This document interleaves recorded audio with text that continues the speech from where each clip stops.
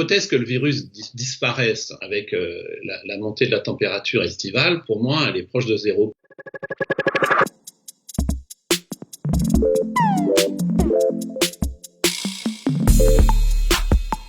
Les masques en tissu ne servent pas à rien. Si on considère que ça protège à 70%, si vous avez 2 personnes qui ont 70% de protection, c'est un modèle mathématique. Vous arrivez à 90% de protection, donc 2 personnes face à face avec un 70% en tissu, ça commence à protéger. Il faut effectivement les laver à la fin de la journée, parce que c'est quand même un peu difficile dans la journée de trouver une machine pour laver son masque. Il faut surtout, quand on l'enlève, ne pas l'enlever comme ça parce qu'il est plein de bactéries, mais l'enlever par les accroches et directement le mettre dans la machine. Le virus, à 60 degrés au bout de 10 minutes, il est plus là.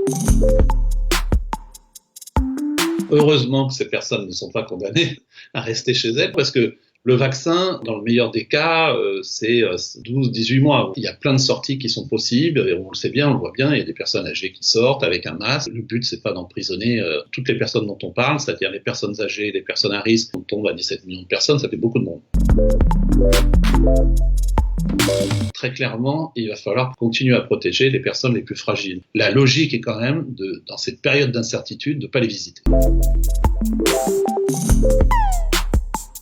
Les cas tout à fait anecdotiques qu'on a racontés en Thaïlande, au Vietnam, c'est plus des réactivations, c'est-à-dire quelqu'un qui a des symptômes, on trouve le virus, on le trouve pas, il a plus le symptôme, puis il a des symptômes. La vraie recontamination, c'est quelqu'un qui est guéri, qui a des anticorps, et ça n'a pas encore été démontré clairement.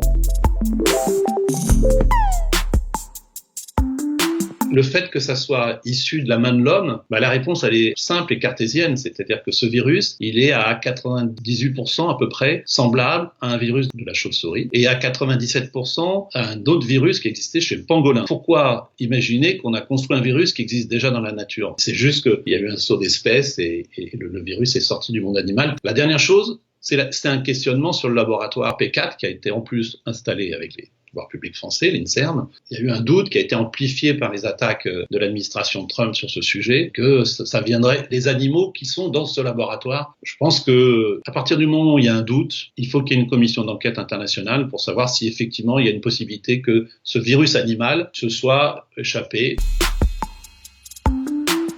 Il y a une maladie qui existe depuis quelques dizaines d'années, qui a été découverte au Japon, qui est une maladie très inflammatoire de l'enfant, très rare. Et là, il y a eu une alerte sur quelques enfants avec des formes assez sévères. Et effectivement, un certain nombre d'entre eux étaient Covid+, comme on dit. Ça veut dire qu'on a trouvé effectivement par des prélèvements la présence du matériel génétique du coronavirus. Il y a plusieurs hypothèses. Ça peut être tout simplement une coïncidence, ça n'a rien à voir, c'est-à-dire qu'on peut avoir 2 choses en même temps. Il est possible que ce soit un événement exceptionnel qui ne soit pas tellement une manifestation de la maladie à Covid, mais une manifestation d'après. Et puis, il faut quand même rappeler que les enfants font très peu, 3 à 5% d'entre eux vont faire des signes cliniques. Donc, je crois qu'il faut remettre ça dans le contexte. C'est vrai que c'est une alerte qui est inquiétante pour la pédiatrie, mais en tout cas, ça remet pas en cause l'ouverture du scolaire.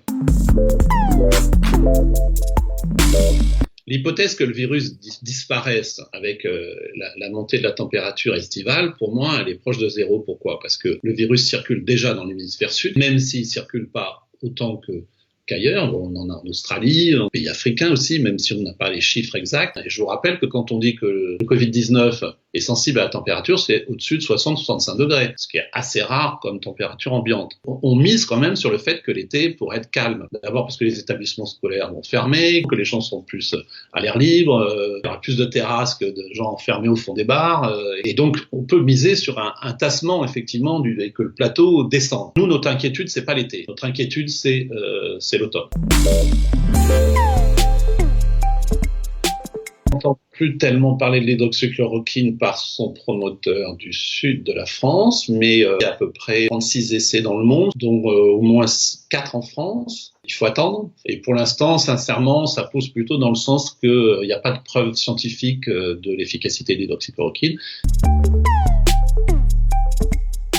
La maladie, quand elle s'emballe, c'est l'immunité qui fait le mal. Pour prendre un exemple très, très simple, c'est la gomme qui fait un trou dans le papier. C'est-à-dire que le système immunitaire est tellement agressif contre le virus qu'il fait un trou sur les cellules, sur les tissus, etc. Et en fait, cet orage immunitaire, il faut le calmer. Il y a plusieurs approches pour le calmer. Il y a l'hydroxychloroquine qui a été testée. Et puis, vous avez quelque chose de plus récent, qui sont des anticorps monoclonaux. Et c'est le cas du tocilizumab, qui a été effectivement l'objet de résultats positifs sur 129 personnes. J'en parle avec émotion, puisque nous, à Tenon, on a mis 49 personnes dans cet essai. Il faut attendre les résultats de la publication scientifique, mais je suis assez confiant.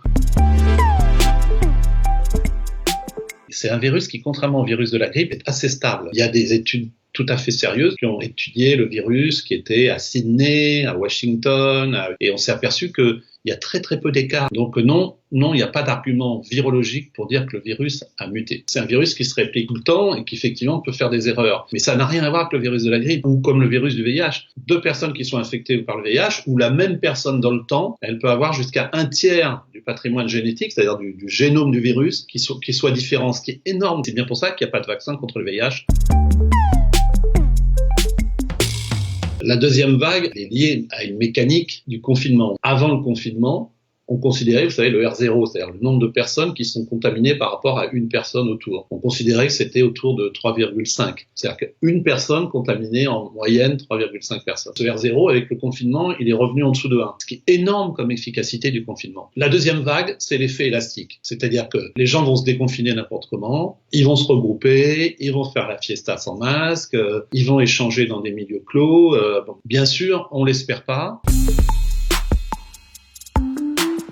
Il y a plusieurs techniques. Il y a ceux qui ont dépisté beaucoup, comme l'Allemagne par exemple. Et il y a ceux qui ont utilisé le masque. C'est probablement le masque qui a le plus d'impact quand on regarde la mortalité dans les pays où il y avait le masque et pas de masque. Il n'y a pas photo. Et puis il y a le confinement. Le confinement en France, il a existé parce qu'on n'avait pas assez de tests, pas assez de masques et pas de traitement. Et que c'était la seule bonne solution à prendre et qu'on n'en avait pas d'autres. Alors il y a des pays qui ont décidé de pas confiner. Et puis vous savez, on se parle là, mais les choses sont en train de bouger. Regardez ce qui se passe en Allemagne, où ils sont obligés de rembobiner un peu dans certains landes. On a eu le confinement. Je pense que c'était la moins mauvaise décision qu'il fallait prendre et on ne peut pas maintenir le confinement ad aeternam chez les gens, quoi.